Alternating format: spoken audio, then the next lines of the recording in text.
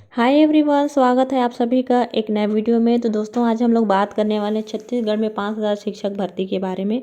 तो आज हम लोग सिलेबस डिस्कस करेंगे जीव विज्ञान व्याख्याता के बारे में और इसकी बुक लिस्ट और स्ट्रेटजी क्या हो सकती है उसके बारे में। तो आइए सबसे पहले सिलेबस को देखते हैं।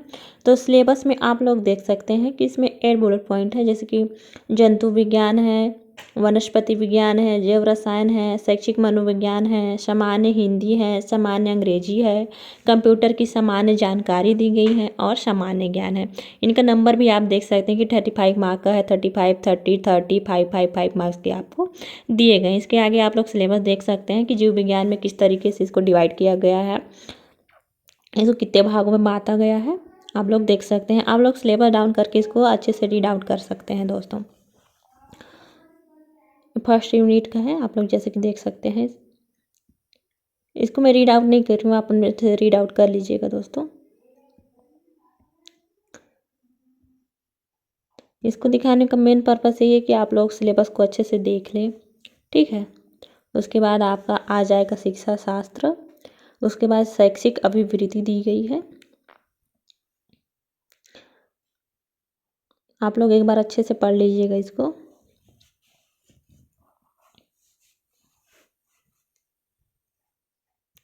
और दोस्तों, आप लोगों को सिलेबस को अच्छे से पढ़ लेना है एक बार, ताकि आप लोगों को अच्छे से याद रहे कौन कौन सा यूनिट दिया गया है, किस टाइप से वहाँ से है। इसके बाद आपको हिंदी दिया गया है। हिंदी में भी आप लोग देख सकते हैं किस तरीके से दिया गया है, वही स्वर, व्यंजन, वर्तनी, लिंग, संज्ञा, यही सब दिया गया है। संधि, समास है ना, शब्द रचना, शब्द प्रकार। इसके बाद इंग्लिश को भी आप लोग देख सकते हैं, इंग्लिश में क्या दिया गया है। उसके बाद कंप्यूटर की जानकारी आ जाती है। दोस्तों, कंप्यूटर से रिलेटेड आपको पढ़ना पड़ेगा सभी, ठीक है। उसके बाद आपका सामान्य ज्ञान आ जाता है। दोस्तों, जैसे कि मेरे को कमेंट आया था कि जीव विज्ञान व्याख्याता के लिए बुक लिस्ट के लिए, तो आप लोग देख सकते हैं कि सबसे पहले तो आपके पास 11-12 की एनसीईआरटी होनी चाहिए। उसका बुकलेट भी आप लोग देख सकते हैं कि इस तरीके से रहता है एनसीईआरटी का बुक। सबसे पहले प्रीफर करेंगे इस बुक को, क्योंकि इससे आपका बेस बनेगा। जितने भी जीव विज्ञान वाले सबके पास एनसीईआरटी बुक होनी चाहिए। सबसे पहले आपको इसी को पढ़ना चाहिए। उसके बाद दोस्तों, जीव विज्ञान व्याख्याता के लिए आपके पास अरिहंत की एक बुक होनी चाहिए। ई और टी समझ दोनों के लिए काम आता है, जैसे कि आप लोग देख सकते हैं बुक लिस्ट। सभी प्रेफर करते हैं अरिहंत की बुक, तो आप इसको भी एक रख सकते हैं। उसके बाद एक और बुक आती है जीव विज्ञान के लिए प्रैक्टिस सेट, आप इसको भी देख सकते हैं बुकलेट इसका।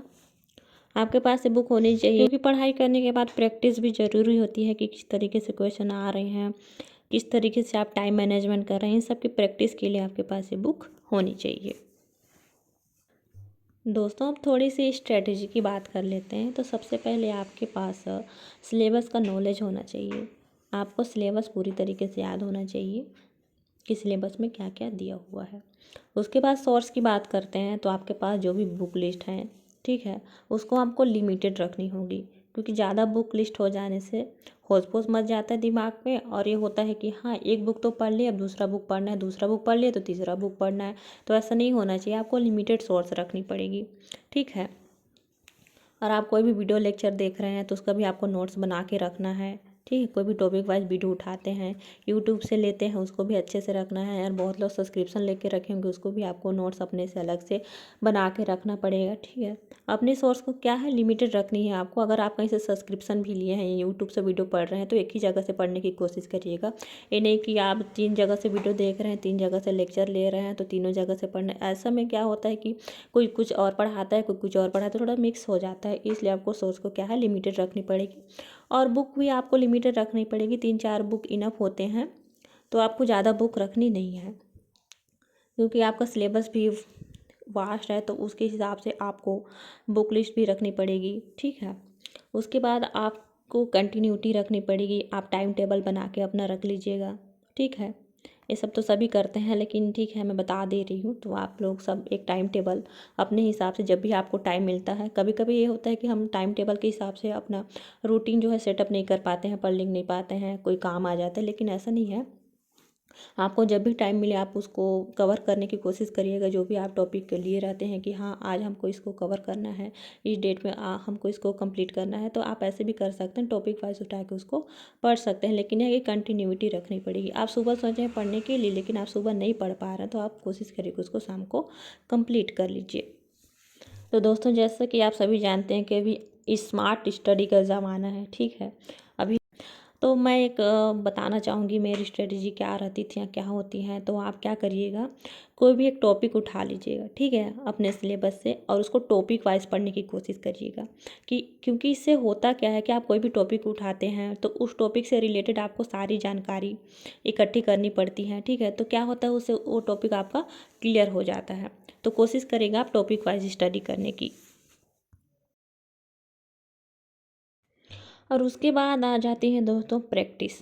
तो आपको क्या करना है, प्रैक्टिस सेट भी लगानी है। जो भी एमसीक्यू आती हैं बुक, जैसे कि मैं आपको दिखाई हूँ उस तरीके से आप एमसीक्यू बुक खरीद लीजिएगा, ठीक है, और प्रैक्टिस लगाइए। इससे क्या होता क्या है कि आपको एक टाइम मैनेजमेंट करने में हेल्प मिलती है कि आप एक टाइमर सेट कर लीजिएगा, क्वेश्चन रहेगा आपके सामने, ठीक है, तो उस हिसाब से आप एमसीक्यू लगाइएगा।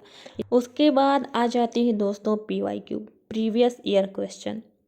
तो आपको सबसे पहले तो previous year question find out करनी है कि पहले के क्वेश्चन कैसे आते थे, कैसे आए हैं।